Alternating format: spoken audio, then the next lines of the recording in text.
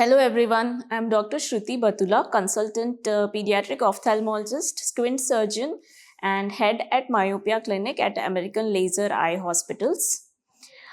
నా క్లినిక్కి చాలామంది పేరెంట్స్ వాళ్ళ పిల్లలను తీసుకొని వస్తారు ఐ ప్రాబ్లమ్స్ తీసుకొని. అండ్ నేను రొటీన్గా చూసి ఒక problem lazy eye or amblyopia చాలా కామన్గా చూస్తాను, బట్ పేరెంట్స్కి అంత అవగాహన లేదు. లేజీ ఐ ఆర్ అంబ్లియోపియా అంటే ఏంటి, దీని గురించి ఈరోజు తెలుసుకుందాము.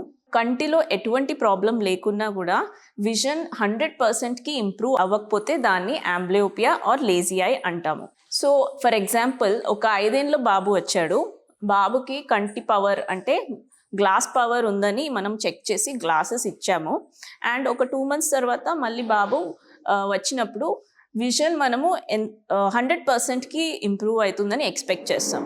ఒకవేళ ఇది విజన్ 100%కి ఇంప్రూవ్ అవ్వకపోతే ఈ కండిషన్ని మనము అంబ్లియోపియా ఆర్ లేజీ ఐ అంటాము. మోస్ట్ కామన్ రీజన్ ఏంటంటే పిల్లలకి గ్లాస్ పవర్ ఉన్నా కూడా కరెక్ట్ టైంకి దాన్ని రికగ్నైజ్ చేయకుండా డీలే చేసినప్పుడు అంబ్లియోపియా వచ్చే ఛాన్స్ ఉంటుంది.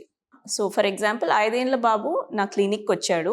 చూపు తగ్గినట్టు పేరెంట్స్ గమనించారు, బాబు 2 ఏళ్ళ వయసుకే గమనించారు. బట్ వచ్చింది మాత్రం నా దగ్గర 3 years తర్వాత.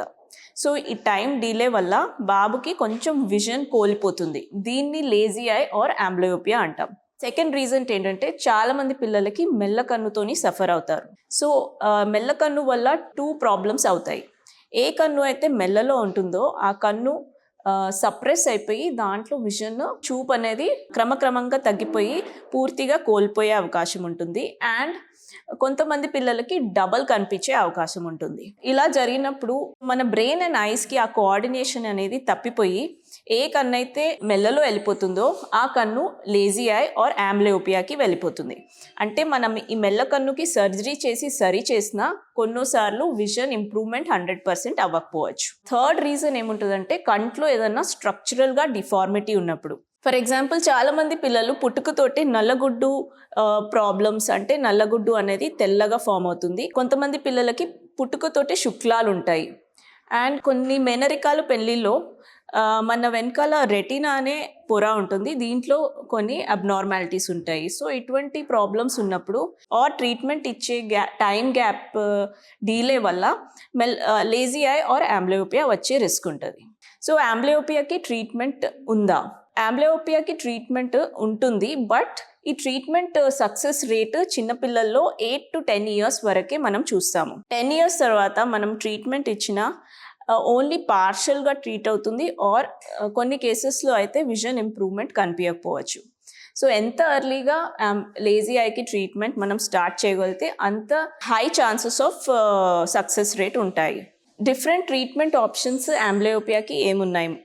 So simple exercises, patching exercises or occlusion therapy అంటామండి. సో సింపుల్ స్టిక్కర్స్ లాగా మనము కంటి పైన పెట్టేసి ఎవ్రీడే కొంచెం టైం డ్యూరేషన్ కోసము ఈ స్టిక్కర్స్ యూస్ చేయడం వల్ల విజన్ ఇంప్రూవ్ అయ్యే ఛాన్స్ ఉంటుంది.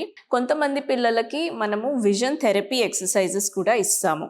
కొంతమంది పిల్లలకి ఐ డ్రాప్స్ ఇచ్చి కూడా మనము అంబ్లియోపియా ట్రీట్మెంట్ ఇస్తాము. రీసెంట్గా మనకి అడ్వాన్సెస్ ట్రీట్మెంట్ ఆప్షన్స్ ఏమున్నాయంటే some video games, special glasses use చేసుకొని అప్కమింగ్ ట్రీట్మెంట్స్ ఉన్నాయండి. సో అంబ్లియోపియా గురించి ఇంకా ఇన్ఫర్మేషన్ కావాలన్నా, దీని ట్రీట్మెంట్ ఆప్షన్స్ అడ్వాన్స్గా ఏమున్నాయి, మన దగ్గర అవైలబిలిటీ గురించి తెలుసుకోవాలనుకుంటే తప్పకుండా అమెరికన్ లేజర్ ఐ హాస్పిటల్స్కి విజిట్ చేయాలి. Thank you.